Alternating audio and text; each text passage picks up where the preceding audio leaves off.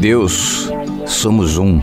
Chandra Lacombe, aqui no Mensagens que Chegam pela Manhã. Enquanto a música tocava, eu estava tentando refletir sobre isso e pensando como isso foi nos roubado, essa constatação, como isso foi subvertido na gente, como se criou uma outra ideia, uma outra coisa em relação a isso, e se esvaziou a palavra D-E-U-S, ou as palavras Deus, né? As letrinhas D-E-U-S, a palavra Deus, se esvaziou do significado disso, que é muito mais amplo do que a gente imagina, do que é muito mais amplo do que as religiões presunçosamente fazem questão de definir. Deus é isso, Deus é aquilo, Deus é amor. Mas o que é amor? Deus é fé. Mas o que é fé? Se não conceitos hoje tão entupidos, tão subvertidos, tão intoxicados da gente, das nossas mesquinharias, da nossa pequenez, da nossa arrogância, do nosso medo, da nossa culpa, da nossa presunção, da nossa arrogância. Eu e Deus somos um. O que significa isso mesmo? Porque se por um lado existe um corrompimento desse conceito por parte da religião que tenta demonizar essa percepção como se isso fosse uma loucura, Deus é lá e eu sou aqui. Eu aqui rebaixado, eu aqui pequenininho, eu aqui coitado, eu aqui prestes a ser esmagado, a não ser que por intermédio da religião, ou de algum sacerdote, ou de algum ritual, ou de alguma postura moral, então serei acolhido por quem está lá. Deus, que me acolherá em sua casa enquanto eu me comportar. Mas fique na linha, porque Deus ama o pecador, mas não ama o pecado. Então fique na linha, porque se você pisar na bola, Deus faz um plaque em você, como um mosquitinho. Ele é amor, mas ele não aceita o pecado. Deus é justiça também, como diria um famoso pastor de televisão, que manda as pessoas não comprarem em determinadas marcas de cosméticos. E vão entupindo as pessoas de medo e dessa relação de servidão cruel, difícil, subjugada, sobrecarregada, intermediada por alguém que ganha muito com isso. Se não dinheiro, poder. Uma coisa ou outra. Poder na comunidadezinha ali, poder no grupo, poder entre as pessoas, porque todo aquele que alimenta, em quem quer que seja, em qualquer alminha, o medo de Deus, de um jeito ou de outro, está se alimentando desse poder, está se alimentando dessa manipulação. Às vezes a coisa não é tão deliberada e tão consciente assim, mas é um fato. E existe uma outra percepção também de muita gente que diz, olha, é verdade, como eu ouço muita gente às vezes me escreve e fala assim, eu sou Deus, nós somos deuses. E eu também não gosto dessa afirmação, porque sob o ponto de vista da minha humanidade ambivalente, como eu tanto digo aqui, eu acho que não há nenhuma percepção mínima de espiritualidade se antes eu não vejo pelas lentes e pelo reconhecimento da minha humanidade. O meu vínculo contigo se dá justamente por nossa semelhança nas nossas fraquezas, nos nossos limites, nas pisadas na bola que a gente dá, nas dúvidas que a gente tem, nas tropeçadas que todo mundo dá. Então nós nos nivelamos, não importa quem é mais intelectual, quem é mais inteligente, quem é mais sábio, quem é mais isso, quem é mais aquilo, porque isso é superfície. O que nos projeta como melhores do que os outros, na realidade, faz o papel inverso. Toda tentativa de se projetar sobre alguém me coloca sob alguém. Então que nos igualemos nesse sentido, e eu acho que dentro dessa perspectiva, essa afirmação de que somos deuses soa perigosa. Que a nossa concepção de Deus é sempre, de um jeito ou de outro, projetada nessa coisa da onipotência, do tudo posso, do tudo pode, do tudo sabe.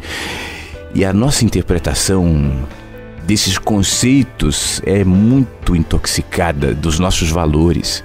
Então quando eu pelo menos eu percebo isso, talvez contigo não seja assim, mas eu vejo muito isso. Geralmente quando as pessoas começam a afirmar muito, somos deuses, se posicionam como tal. Do tipo, eu piedosamente que seja, sei mais do que você, eu sei a verdade e você não sabe, eu sou superior a você. ou pelo menos pelo fato de eu saber que sou Deus e você não, isso já me coloca em uma posição de superioridade em relação a você, o que é muito perigoso também. Então, o que na minha opinião significa eu e Deus somos um? É simples. Se você, em primeiro lugar, se reconhece como vida e não como corpo.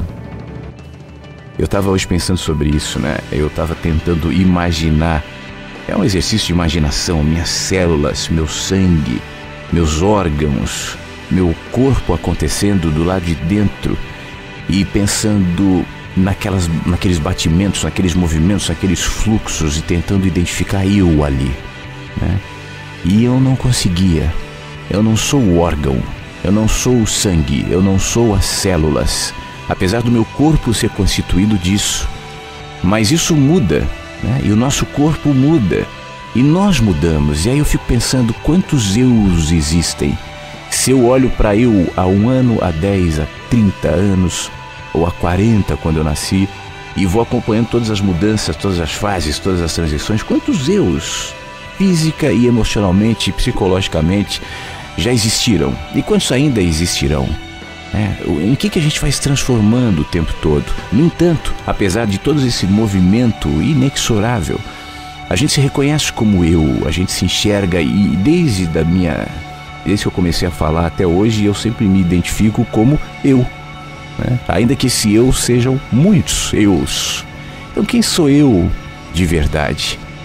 Quando eu reflito sobre isso, não me resta muita alternativa a não ser reconhecer que eu sou essa voz silenciosa que fala e eu reconheço como pensamento. Eu sou essa terra que de alguma maneira faz com que as sementes que a vida lança de experiências, de insights, de dias difíceis, de dias bons, cresçam ou deixam de crescer, dão ou não frutos. Essa coisa que dentro, como Saramago dizia, dentro de nós há uma coisa que a gente não sabe o nome, e essa coisa somos nós. Essa coisa, eu sinto que sou eu.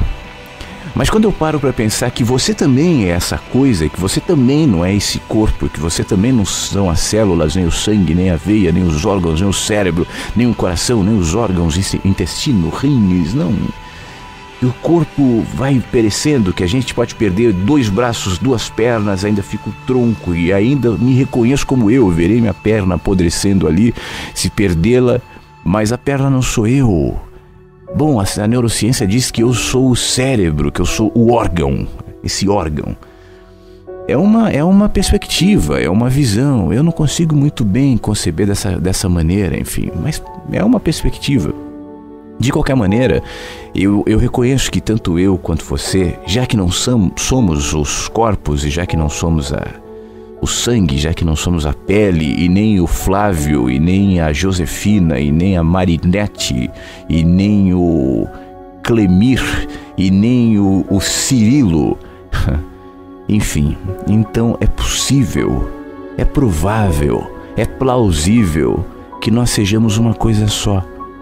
Como o mar, como o oceano, que é uma coisa só. Eu me refiro ao oceano como oceano, e eu posso pegar um pouquinho dele e colocar num copo, num vidrinho, e mostrarei para você parte do oceano. O oceano não deixará de ser oceano, o conteúdo do vidrinho também não deixará de ser oceano, e tudo é oceano.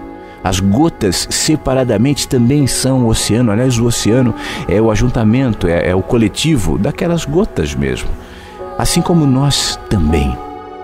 A gente se reveste por alguma razão de uma roupa, de um corpo, de um veículo, de um ser individual. A gente aprende a identificar o ego, a gente aprende a se reconhecer, a gente aprende a olhar sob a perspectiva do eu e alimentar as minhas percepções dentro desse olhar que vai se expandindo, que vai crescendo, se eu quiser, que vai se aprofundando, se eu quiser. E aí, com o tempo e à medida em que eu permito isso, estranhamente, essa expansão de olhar, esse aprofundamento de consciência faz com que eu cada vez mais perceba que eu e você somos um. Agora, se eu e você somos um, o que é esse um? Se eu e o gato, se eu e o mosquito, se eu e o grilo, se eu e a mosca, se eu e a árvore, Porque tudo isso tem vida, né? Tudo isso é vida. Eu posso cortar a árvore e ela perde a exuberância, ela perde a beleza e ela murcha. Assim como o bicho que te olha, o bicho que foge da morte, o bicho que se alimenta, tudo isso é vida. Então, se nós somos vida, o que é isso? Isso que nos une, isso que nos caracteriza e que temporariamente, e eu digo temporariamente, não baseado em nenhuma crença, eu estou baseado no fato de que é temporário mesmo. Nós estamos aqui com tempo limitado, a gente nasce, se desenvolve e morre. Então, temporariamente, dentro de um corpo. O que é isso? Deus e eu somos um. Aí eu estava ouvindo essa música e estava me lembrando, as pessoas às vezes me criticam assim, você é contra a Bíblia, você fala mal da Bíblia. Não é isso. Mas deixa eu usar uma passagem da Bíblia aqui de Paulo, que diz: já não vivo mais, mas Cristo vive em mim. Cristo.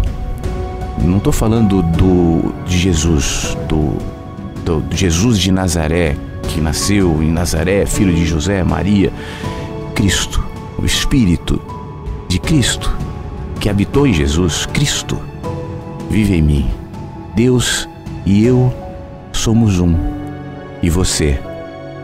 Isso transcende a minha condição de corpo, isso transcende a minha condição de agremiação religiosa, isso transcende a minha condição intelectual, teológica, esotérica, filosófica, acadêmica, profissional. É mais do que isso. Física, características físicas, cronológicas, raciais, sexuais. Não é isso. Deus e eu somos um. E se Deus e eu somos um, consequentemente, você também. Porque todos somos a mesma coisa. E estranhamente, talvez não seja possível explicar isso ou entender ainda que seja isso detalhadamente, mas de alguma maneira estamos alimentando hoje uma perspectiva individualista muitas vezes, única, desenvolvendo percepções, experiências, insights, olhares absolutamente únicos, porque cada ser humano é único, isso é muito legal. Cada um tem uma digital, uma identidade, uma característica física, emocional, o que aponta para toda a diversidade da vida, todos os movimentos de tudo, do céu, dos planetas, das estrelas, do mar, da natureza, de tudo. Deus e eu somos um. Deus e eu somos um. Deus e eu somos um. E aí eu perco medo de Deus.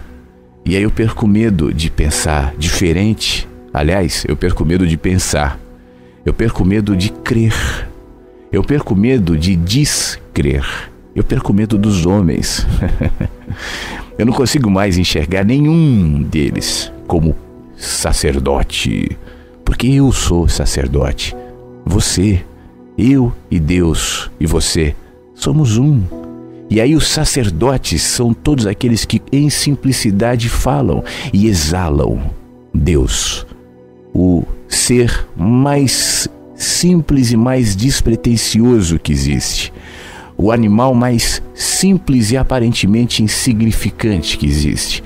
Cada reflexo de luz que por um frame de segundo toca os meus olhos, cada brisa que eu nem presto atenção, mas que de alguma maneira me acolhe, me envolve, esfria o meu corpo, cada som que nem sempre eu identifico, mas que está presente compondo essa sinfonia que é a vida, e às vezes alguém com um pouco mais de sensibilidade captura esses sons da vida e decodifica e transforma em música, e compõe músicas, ou faz poesias, ou canta alguma canção, ou ama, ou sorri, ou vive, ou produz qualquer coisa, ou simplesmente introjeta isso e sorri. Tá aí, tá no ar. Deus e o ar são um. Deus e a mosca são um. Deus e o pardal são um. Deus e eu somos um. Deus e você somos um. Eu e você somos um. Diante disso, Me responde com sinceridade. O que mais importa?